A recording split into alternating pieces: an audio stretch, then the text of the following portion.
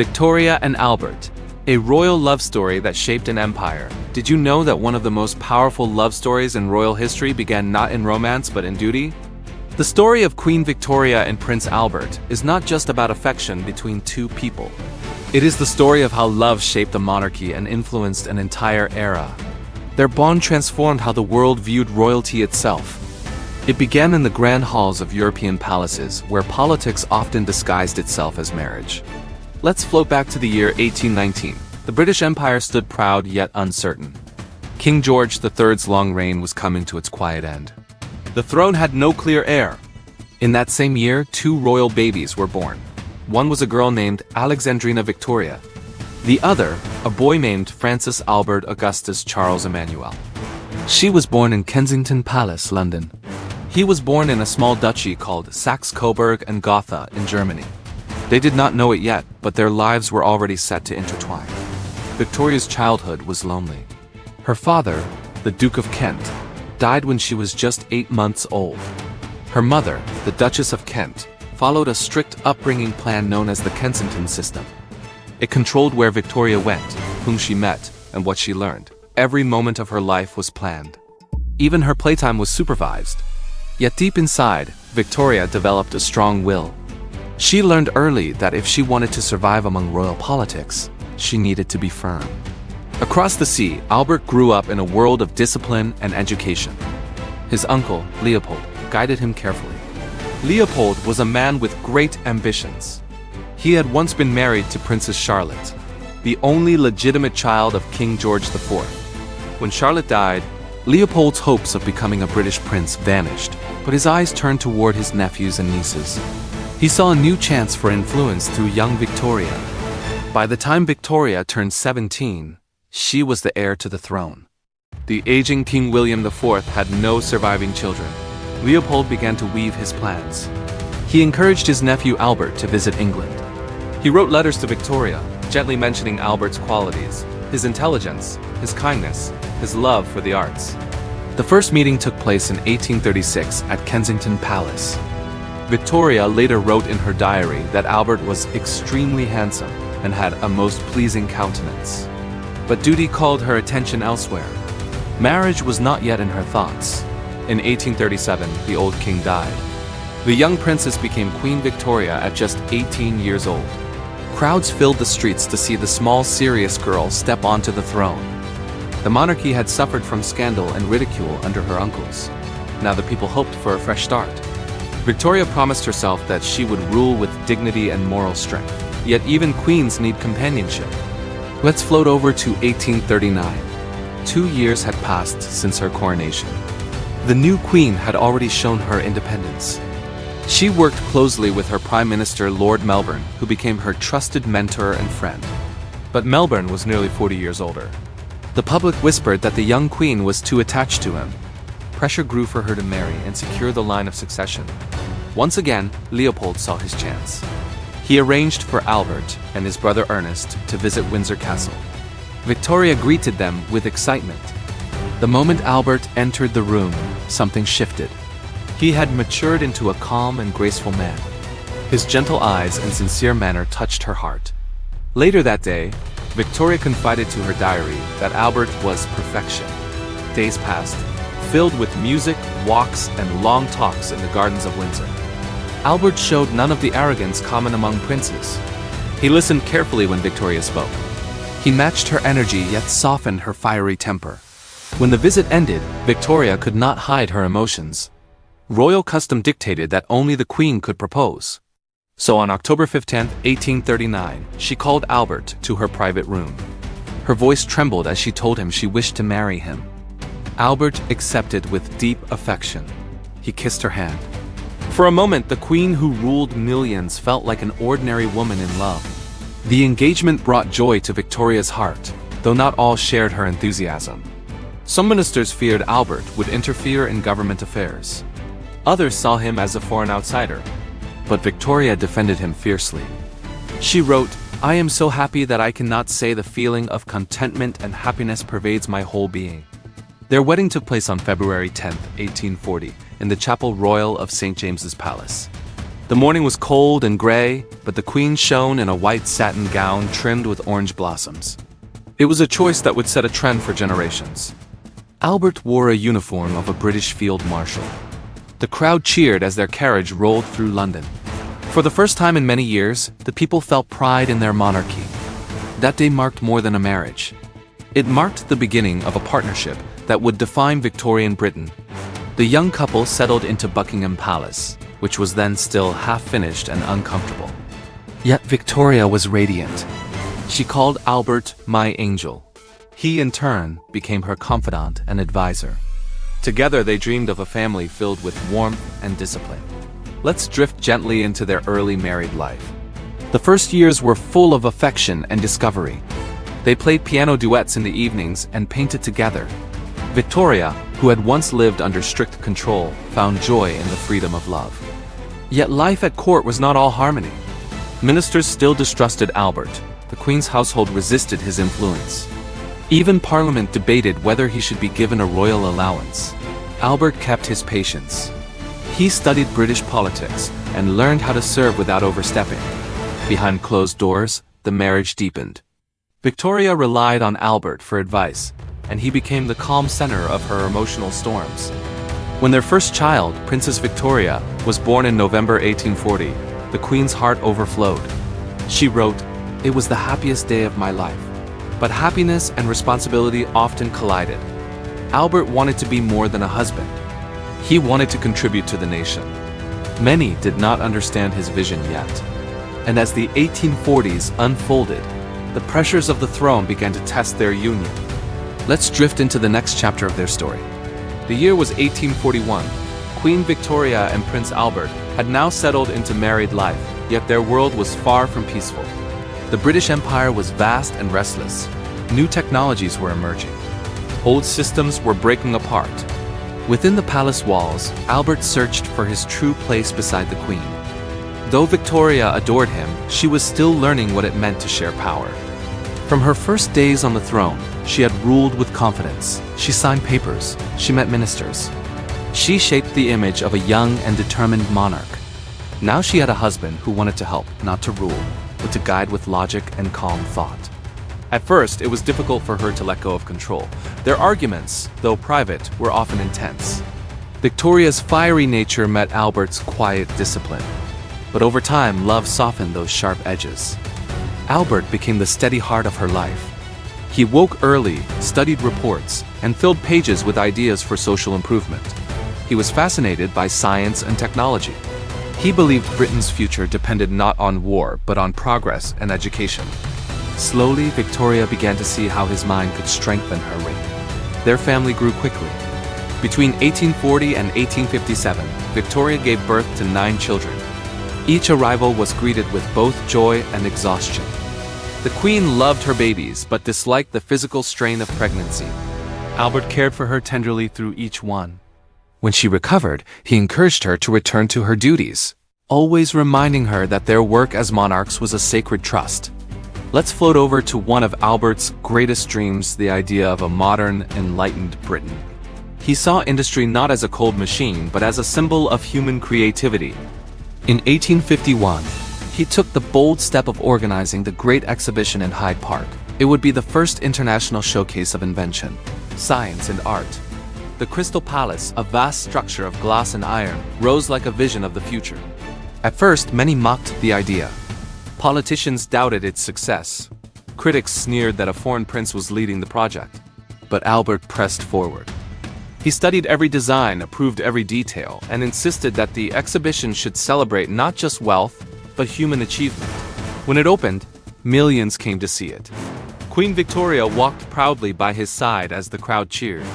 The Great Exhibition became a triumph.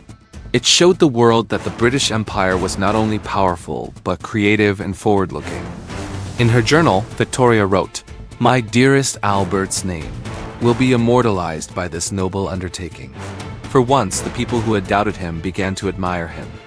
His calm influence brought dignity to the crown. His ideas for education and art inspired a new spirit across the nation. But even as the world celebrated, shadows began to creep into their happiness. Albert was often overworked. He suffered from fatigue and illness. The burden of managing the royal estates, advising on political affairs, and supporting Victoria took a quiet toll. Yet, he rarely complained. His devotion to duty remained unbroken. Victoria's love for him deepened with every passing year. She depended on him not just as a husband, but as the anchor of her life. When political crises arose, she turned to him first.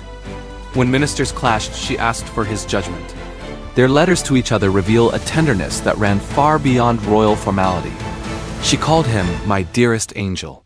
He wrote back calling her my own beloved little wife. Let's move now to their private moments away from London. The royal couple often escaped to Osborne House on the Isle of Wight. It was their seaside refuge, a place where the strict protocols of court life melted away. There they painted, rode horses, and played with their children. Albert designed much of the estate himself. He added terraces that overlooked the sea and filled the rooms with warmth and light. Victoria loved to walk along the beach at sunset, holding his hand. She called those moments her heaven on earth. But peace never lasted long for a ruling monarch. Political storms returned again and again.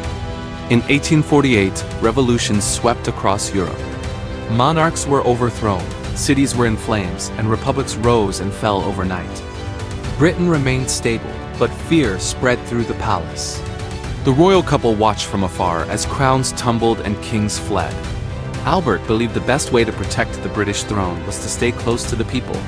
He encouraged reforms in education, housing, and industry to ease the struggles of the poor. His ideas were ahead of their time. Some ministers resisted him, seeing him as too idealistic. Yet Victoria stood beside him. She began to use her influence to promote the same causes. The queen who once ruled by instinct now ruled with intellect, shaped by her husband's wisdom. Their bond grew even stronger in those middle years. They were no longer just lovers. They were partners in governance and vision. Still, beneath their success, small cracks began to appear. Albert's health weakened. He suffered from stomach pain and constant fatigue. Victoria noticed but refused to imagine a life without him. Let's drift to 1857. Their youngest child, Princess Beatrice, had just been born.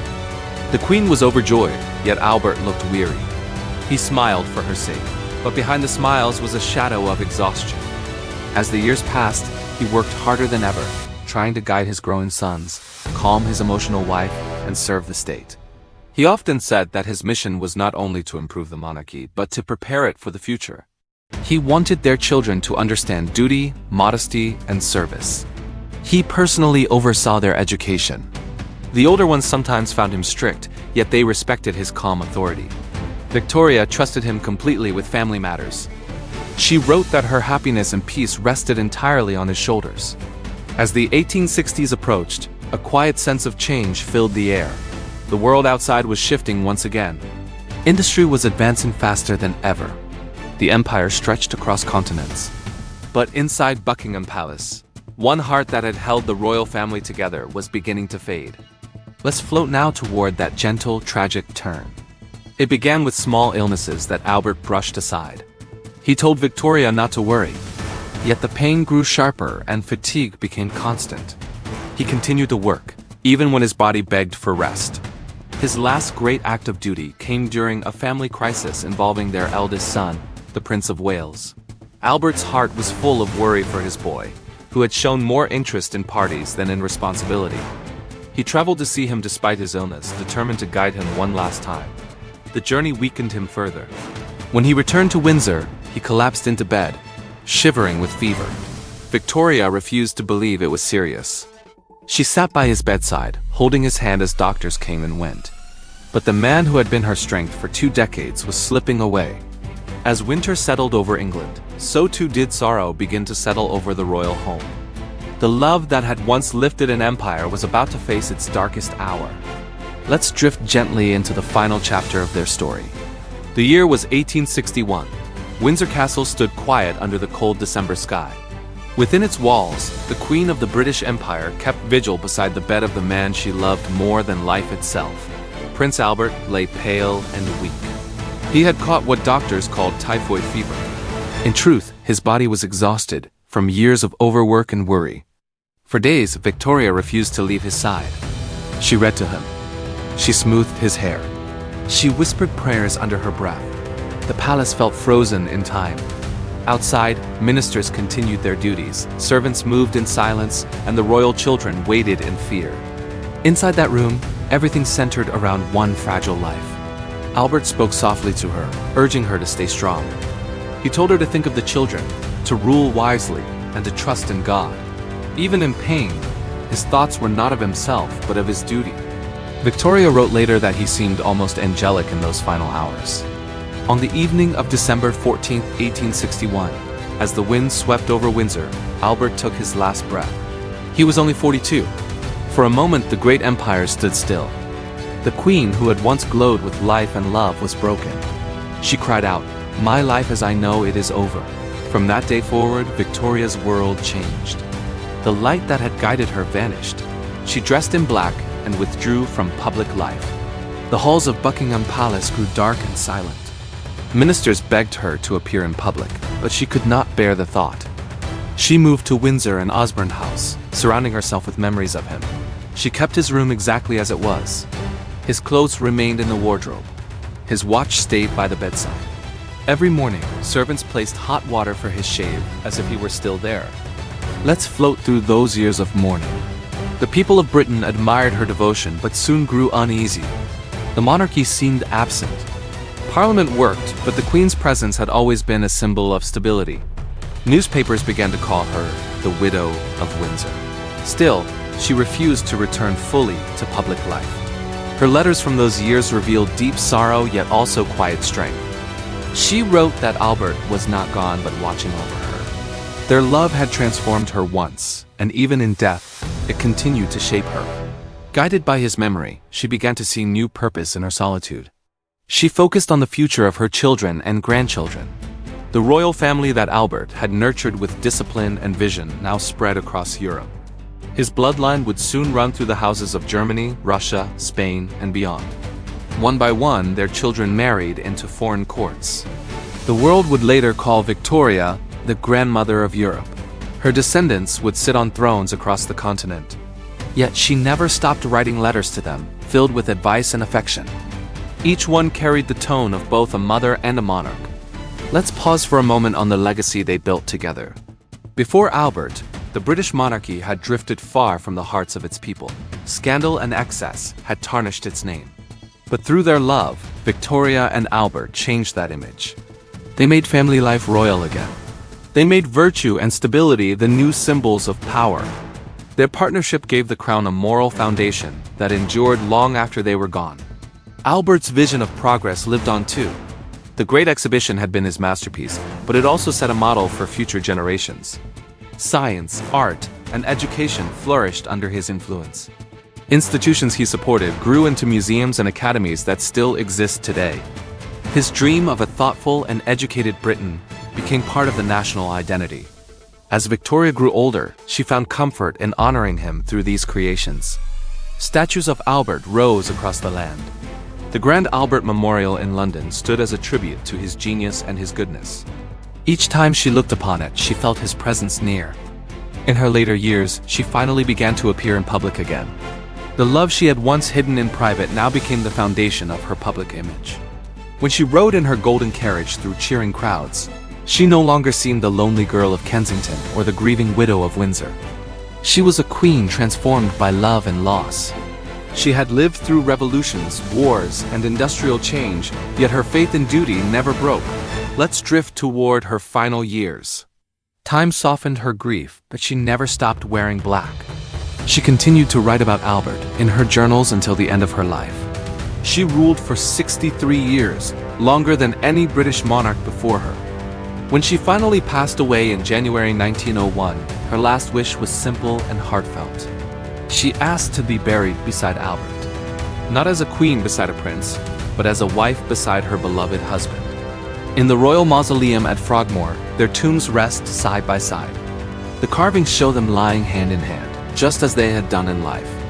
The marble figures capture the calm and devotion that defined their union, and so their story comes full circle. From two distant cousins shaped by duty to a couple who built the moral heart of an empire. Their love survived politics, pressure, and loss. It shaped a century and redefined what it meant to rule with humanity. Even now, more than 100 years later, their legacy lingers in every portrait, every palace, and every royal family across Europe. The world remembers Queen Victoria as the symbol of an age. But behind that crown stood the quiet strength of Prince Albert, the man who taught her that power means little without love, and love means everything when shared in truth.